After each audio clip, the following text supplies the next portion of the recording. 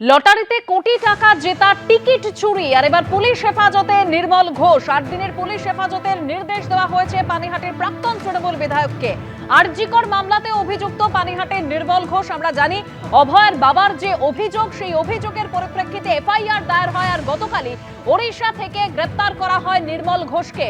সেরকমই আরজিকর মামলাতে অভিযুক্ত পানিহাটির নির্মল ঘোষ আর এবার লটারিতে কোটি টাকা জেতা যে টিকিট চুরির অভিযোগ, সেক্ষেত্রে এবার পুলিশ হেফাজতে নির্মল ঘোষ। ৮ দিনের পুলিশ হেফাজতের নির্দেশ দেওয়া হয়েছে পানিহাটির প্রাক্তন তৃণমূল বিধায়ককে। তবে অভয়ার ক্ষেত্রে যে অভিযোগ দায়ের হয়েছিল, অভয়ের বাবা যে অভিযোগ দায়ের করেছিলেন, তার পরিপ্রেক্ষিতে এফআইআর দায়ের হয় এবং গতকালই আমরা জানি নির্মল ঘোষকে ওড়িশা থেকে গ্রেপ্তার করা হয়। প্রমাণ লোপাটে তড়িঘড়ি অভয়ের দেহ সৎকারের অভিযোগ। নির্মল ঘোষ ধরা পড়তেই জালে সাগরেদ সঞ্জীব মুখোপাধ্যায়।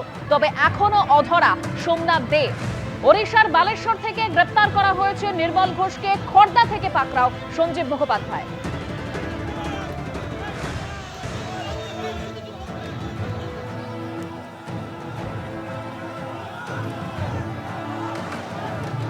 একেবারে থানার বাইরে যে তুমুল বিক্ষোভ দেখানো হয়, সেই মুহূর্তের ছবি দেখতে পাচ্ছেন। খড়দা থানার বাইরে নির্মল ঘোষকে চড়, লাঠি, ডিম কিছুই বাদ যায়নি।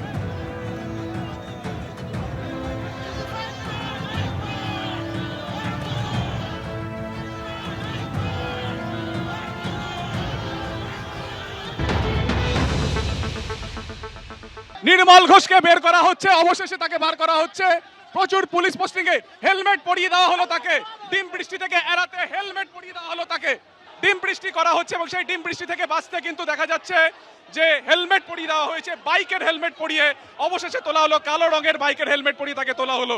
অর্থাৎ থানা থেকে বেরিয়ে কয়েক হাত দূরে যখন প্রিজন ভ্যানে তাকে তোলা হচ্ছিল, সেই সময় কিন্তু তার উদ্দেশ্যে ডিম বৃষ্টি করা হয়।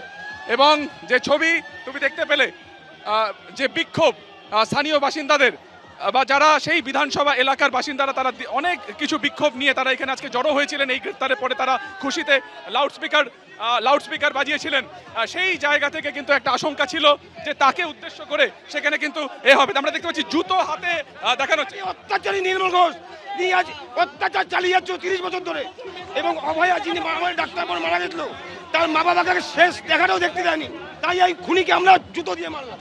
হেলমেট পরিয়ে দেওয়া হলো এই ডিম বৃষ্টি থেকে বাঁচতে, কিন্তু তারপরও কিন্তু সেই ডিম বৃষ্টি কোনোভাবে আটকানো সম্ভব হয়নি। বিক্ষোভে ফেটে পড়েন স্থানীয় বাসিন্দারা।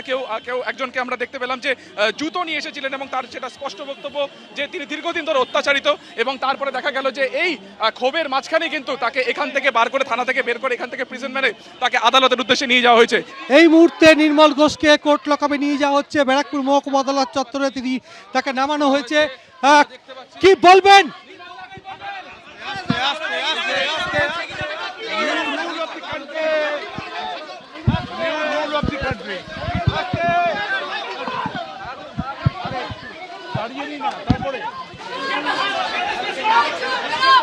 উনি বাংলার কলঙ্ক।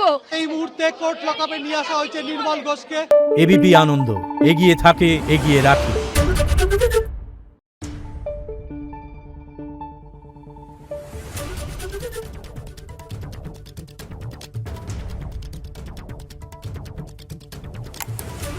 Thank you.